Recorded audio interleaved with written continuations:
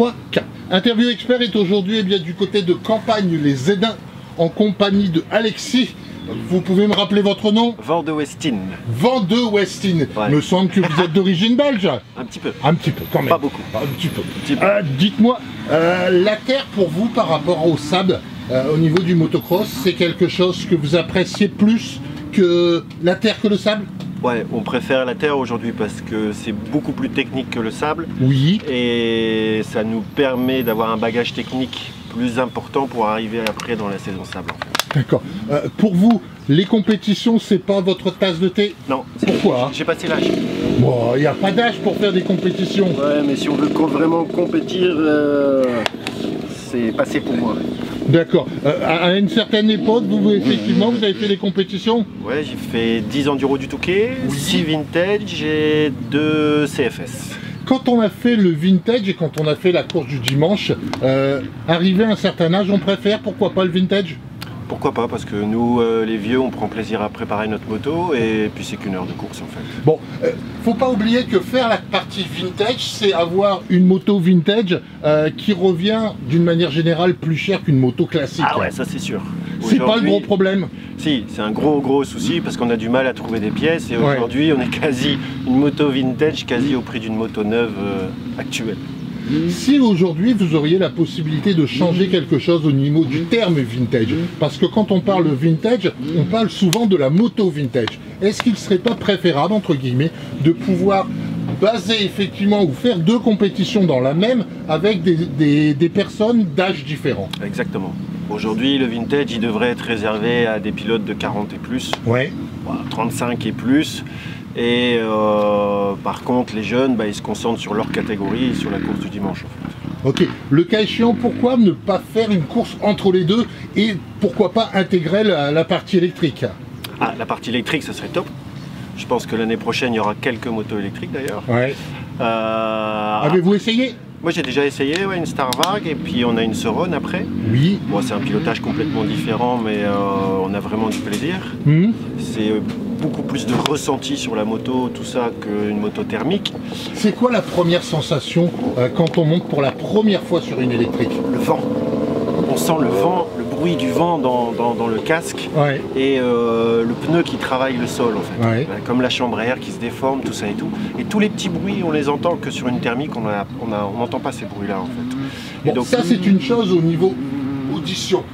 Côté technique, côté pour rouler avec la moto, est-ce qu'entre guillemets la moto électrique, c'est pas un gros vélo? Non, aujourd'hui une Star Varg, on retrouve quasi une moto avec un poids équivalent, même peut-être plus lourd qu'une moto actuelle.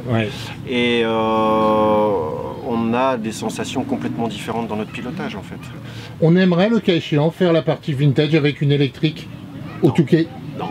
Non? Non, vintage c'est de temps, ça sent l'essence, ça sent l'huile, c'est les vieux habits, les vieux casques, les motos qui cassent. Ça c'est l'esprit vintage qu'on a un peu perdu ces dernières années.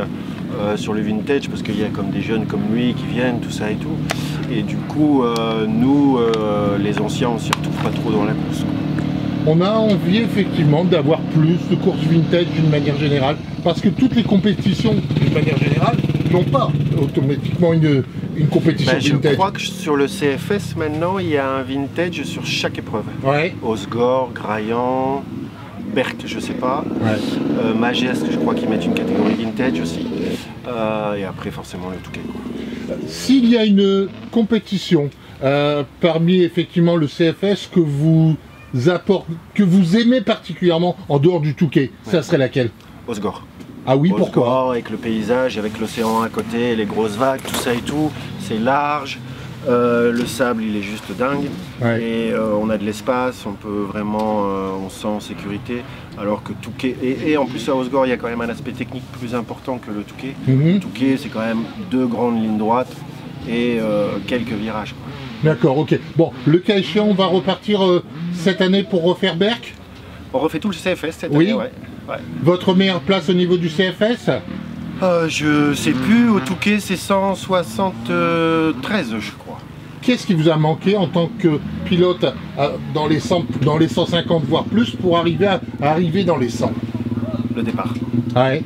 J'ai toujours toujours eu, je pense que je suis capable de faire dans les 100, mais j'ai toujours eu des départs compliqués et avec beaucoup de stress. Ouais. Et c'est quelque chose qui me va pas. Est-ce que la psychologie pourrait vous aider, le cas échéant, pour vous amener sur le départ et faire un bon départ? J'ai travaillé un peu là-dessus avec un entraîneur, tout ça et tout, mais bon, ça l'a pas fait. Qu'est-ce qui vous a manqué de plus? Les couilles. Il y a un moment, c'est le départ, c'est impressionnant. Ah, le départ, moi, les 10 touquets que j'ai fait, le départ, à chaque fois, quasi, je pleure dans mon casque. Ouais. Un truc de fou.